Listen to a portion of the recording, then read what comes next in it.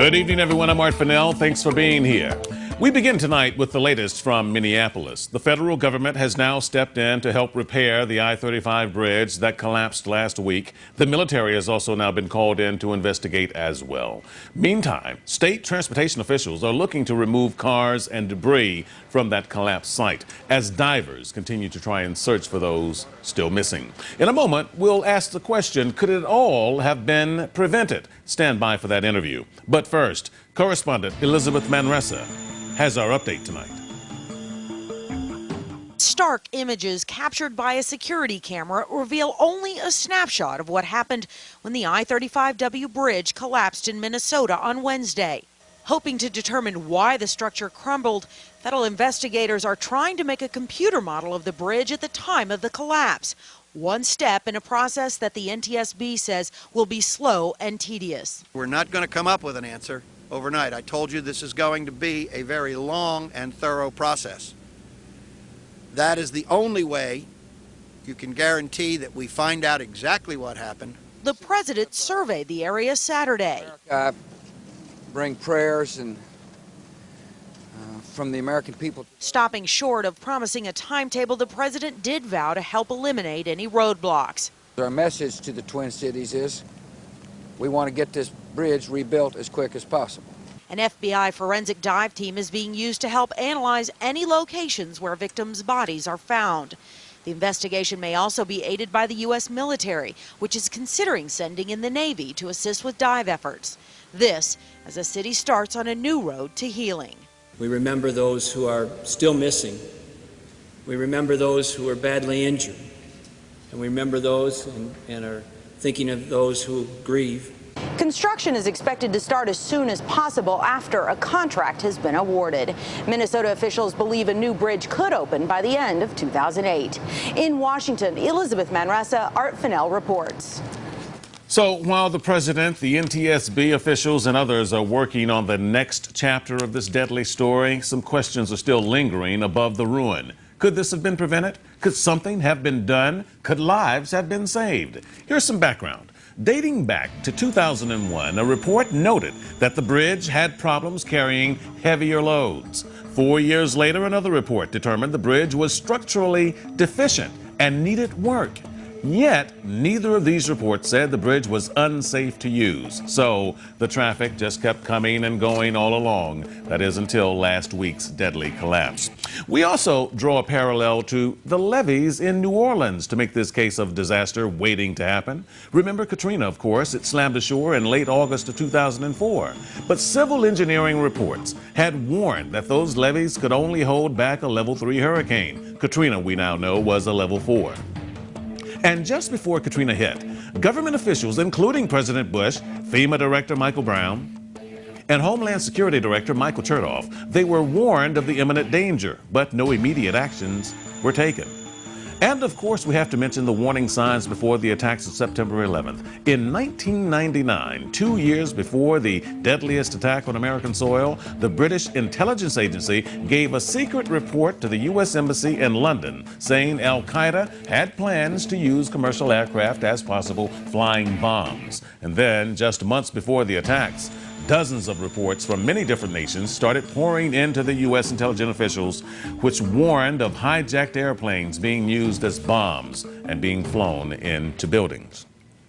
So again, we ask that question, is our government letting us down? Can these tragedies possibly be prevented?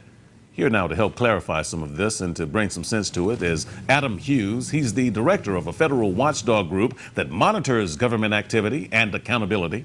Mr. Hughes, thanks for being here. Thanks for having me. First question, should the whistle have been blown to stop that traffic crossing the bridge in Minneapolis?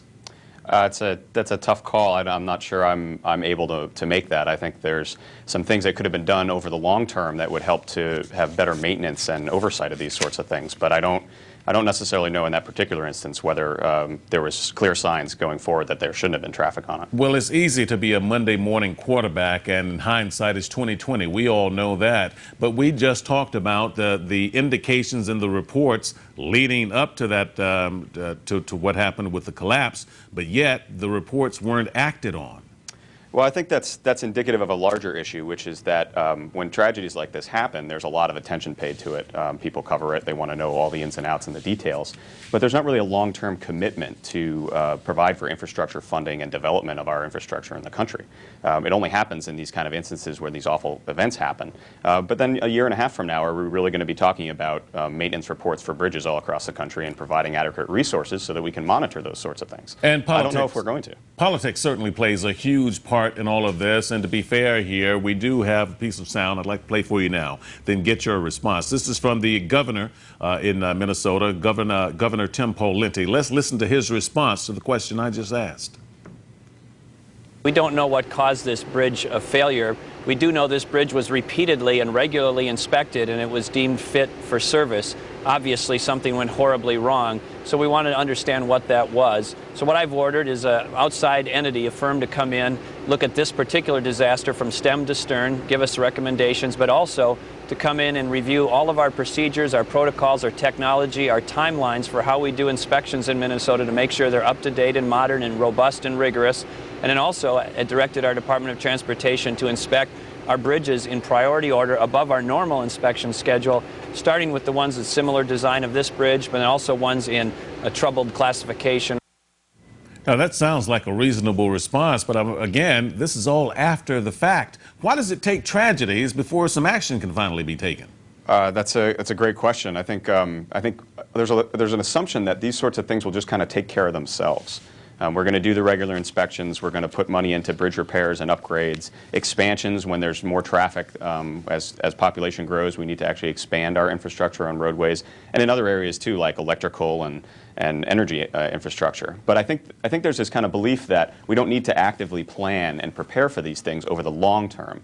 I think there's more of an approach of let's fix this little thing here, let's work on that project there, rather than a comprehensive solution. Well, we drew the parallel to Hurricane Katrina and to the 9/11 attacks because there was pre-information regarding both of those things before they happened, and yet we know what history bears out, what actually did happen there. Well, are we in bounds making those kinds of connections here in terms of how well we were informed prior to the events? Perhaps. I think Katrina is an interesting example. You've talked about the levees. I think one of the interesting things about the pre-Katrina things, though, is not necessarily just that they needed bigger levees, but they needed a more comprehensive solution to preventing flood damage. Now, there's been a lot of reports after the storm about how the ecosystems in the deltas around New Orleans were really severely damaged over the last 20, 30 years, and that a project for restoration for those would actually have done a lot in addition to building up the levees. So I think it's more than just it's the projects, it's the Army Corps of Engineers, it's these sorts of things. It's a whole comprehensive solution, like you said, from the beginning, being informed of what the issues are and how we can move forward together as a society to build stronger communities. Well, your group is charged with watching over these matters and trying to promote better accountability, particularly where the citizens are concerned. Just how hard of a job is that? It's very difficult. It's certainly not an easy task. I think there's a lot of people who are working very hard to try to do this, a lot of good meaning people. The problem really is that there's a couple things that are necessary. One is sufficient resources, and the second, like you alluded to earlier, is political will or policy will. I think people really want to fix these problems, but through the process of federal oversight, state governments providing a lot of this infrastructure development, I think things get lost because of the magnitude of the projects. Well, at least there are groups out there like OMB, like your organization, that is at least trying to put more eyes on what our government is doing, and hopefully we can get more accountability to prevent future tragedies from happening. And we thank you for sharing some insight with me tonight. Thanks for having me. Thank you very much. Again, we asked the question, though, could this have all been prevented? And, you know, did the government let us down? You know, what do you think about this? I'd like to hear from you on it. You know, the next danger may be lurking out there. We just don't know where. Log on to CN8.tv and click on the icon for Fennell Reports and give me your feedback.